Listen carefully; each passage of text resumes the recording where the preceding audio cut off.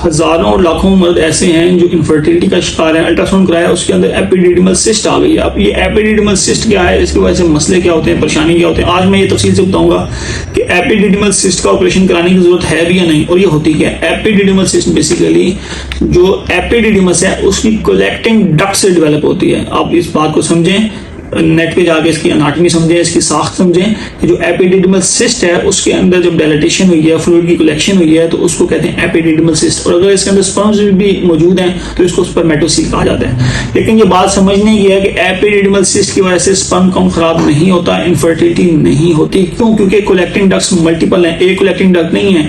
जो एक एपिडिडिमस है वो टेस्टिस के साथ बहुत से कलेक्टिंग डक्ट्स के साथ जुड़ी हुई है। तो अगर किसी एक या दो के अंदर एपिडिडिमल सिस्ट मौजूद भी है तो बाकी कलेक्टिंग डक्ट्स अपनी काम कर रही हैं। मैंने बहुत से लोगों को देखा है कि बिला वजह एपिडिडिमल सिस्ट का ऑपरेशन सिर्फ इसलिए करा लेते हैं कि इससे हमारी फर्टिलिटी आ जाएगी। तो एपिडिडिमल सिस्ट कभी भी इनफर्टिलिटी की कॉज नहीं होती। बहरहाल एपिडिडिमल सिस्ट लॉब्यूलेटेड होती है, यानी कि ये कम्प्लेक्स होती है, इसके अंदर मल्टीपल कंपार्टमेंट्स होते हैं।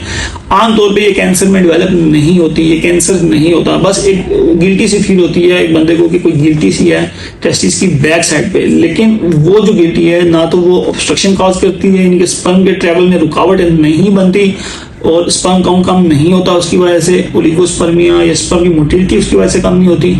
वो एक मिसाल के तौर पे ये ऐसे समझें कि एक जगह है, उस जगह से दूसरी जगह जाने के 20-30 रास्ते हैं, तो अगर कोई एक रास्ता बंद भी हो जाएगा तो बाकी रास्ते खुले हैं। इसी तरह टेस्टिस को एपिडिडिमस के लिए जाने के लिए बहुत सी कलेक्टिंग डक्ट्स अवेलेबल हैं। तो अगर किसी एक कलेक्टिंग डक्ट में एपिडिडिमल सिस्ट बन भी गई है या स्पर्मेटोसील जिसको आम ज़बान में कह देते हैं बन भी गई है तो बाकी रास्ते तो खुले हैं, स्पर्म्स उधर से चले जाएंगे। तो एपिडिडिमल सिस्ट को कभी भी इनफर्टिलिटी की वजह नहीं समझना।